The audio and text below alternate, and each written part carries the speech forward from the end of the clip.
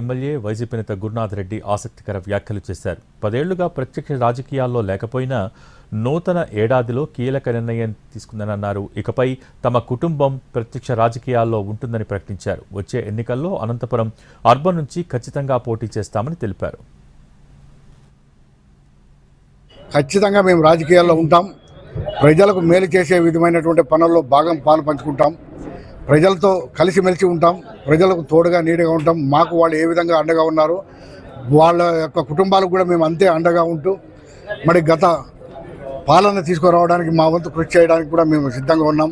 తప్పకుండా వచ్చే ఎన్నికల్లో మా కుటుంబం నుంచి పోటీ ఉంటుంది. రాజకీయంగా ప్రత్యక్ష రాజకీయాలకు రావడం జరుగుతుంది కూడా ఈ సందర్భంగా తెలియజేసుకుంటున్నాను. ఖచ్చితంగా మేము రాజకీయాల్లో ఉంటాం. ప్రజలకు మేలు చేసే విధమైనటువంటి పనుల్లో పాలు పంచుకుంటాం. ప్రజలతో కలిసిమెలిసి ఉంటాం. ప్రజలకు తోడుగా నీడగా ఉంటాం. మాకు వాళ్ళు ఏ విధంగా అండగా ఉన్నారు, వాళ్ళ యొక్క కుటుంబాలకు కూడా మేము అంతే అండగా ఉంటూ మరి గత పాలన తీసుకురావడానికి మా వంతు కృషి చేయడానికి కూడా మేము సిద్ధంగా ఉన్నాం. తప్పకుండా వచ్చే ఎన్నికల్లో మా కుటుంబం నుంచి పోటీ ఉంటుంది. రాజకీయంగా ప్రత్యక్ష రాజకీయాలకు రావడం జరుగుతుంది కూడా ఈ సందర్భంగా తెలియజేసుకుంటున్నాను.